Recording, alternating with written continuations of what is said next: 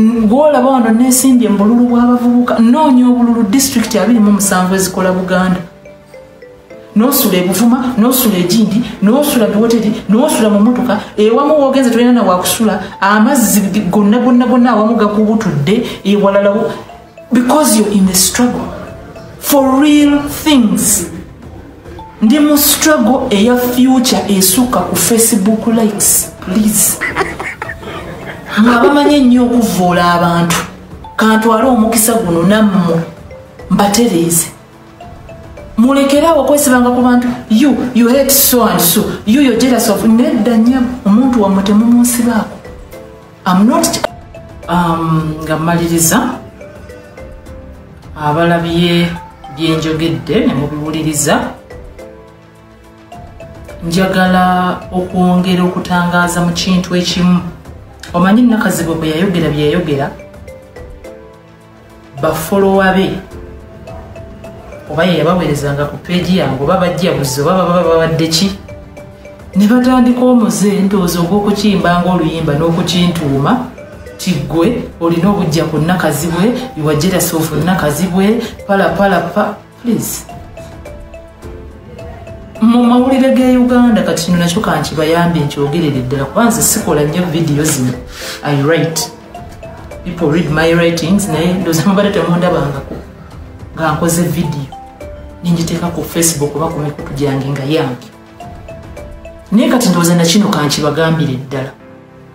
Nze mu mawulire ge Uganda negomba abakyala basatu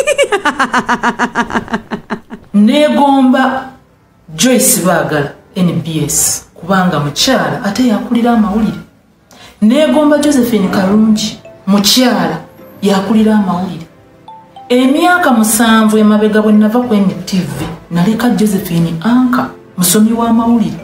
Olwaleero yakulira amawulire ku the top news house. Chimpa a lot of kankyegomba ndaba nga kyegombesa. Omukyalo omulala gwe negomba ye Hatman Nalugwa Sekayi nti asobodde okubeera mu public life mu bulamu bwa TV n'akuuma amaka ge nga ga kitiibwa afumbye emyaka 10.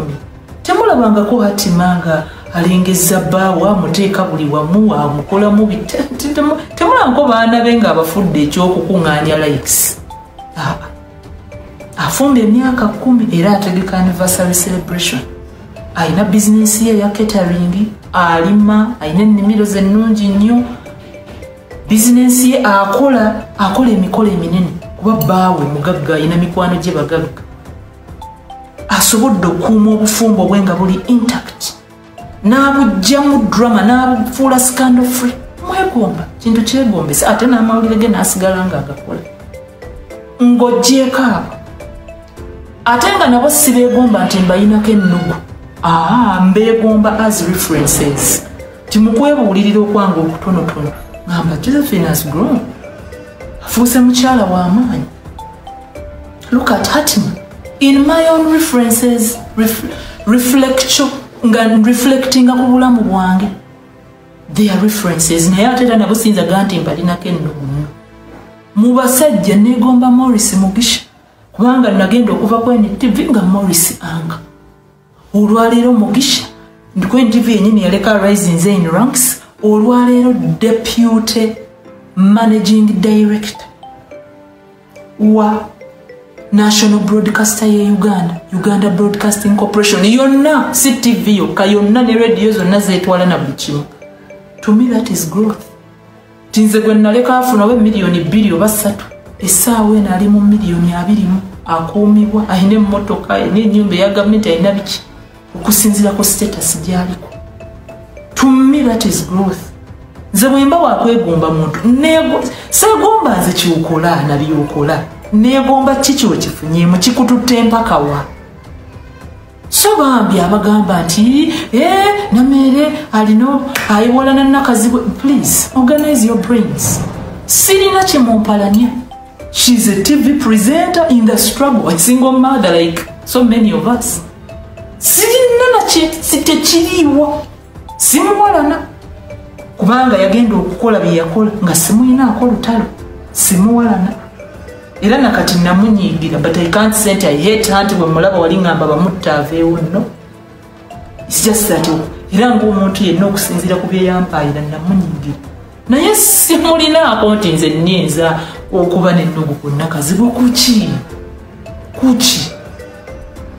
nabagambye dde emyaka gyakoledde akyapangisa nze kuba nti nnakazibu asobola okwambala ekiteeyi n'ateeka ku Facebook n'afuna likes ebyo nga birumanze Justin Nameere eroya ebyo nze omukazi ali mu kupanga ebyanga alina dream etandikawo TV eyange in less than a year ng'ongamba nti nze nnyinza okuwulira ennugu ku muntu kubanga bamuwaanye ku Facebook me Justin muve ku bantu mulekerawo okwesibanga ku bantu nti gundi ampala n'abantu tebabaliiko nkiza ne mu day to day life abantu mulina omuzabaana basenga wange gundi tebanjagalisa bali banfitira my workmates bakoze bwe kati bali tebanjagala bano bannyinako ennugu muve ku bantu abantu tebabaliiko organize your lives buli omu tereza obulamu bwo wonna wooli naye muve ku bantu okubeeteekako kozi ng'okirinako obukakafu n'olwekyo bafolowa bannakazibwe mwamemidde mu abamanyi ennyo okuvuma okujja ku peegi z'abantu be yasindikanga n'insighting ebibinja bye mu bifeeki peegi byammwe mu biki munneesonyiwe ekirungi mutegedde nti bye yali ansibako baawe ye yali abikola Wuma Lusali kati muli baddembe okulumba oba baawe oba mu zifeeki peegi ze yaŋŋamba nnakazibwe alina nga 15 obeteze muba mulumba mumuvumire eyo oba muddeewo oba ewannakazibe wammugwe mukati munveeko leave me alone buli muntu kikwate mu mutwe gwo abadde akyogera oba akirowooza naawe nnakazibwe waako I don't have any reason to hate you Farida nnakazibwe to hate on you okufitina okubeera jealous of you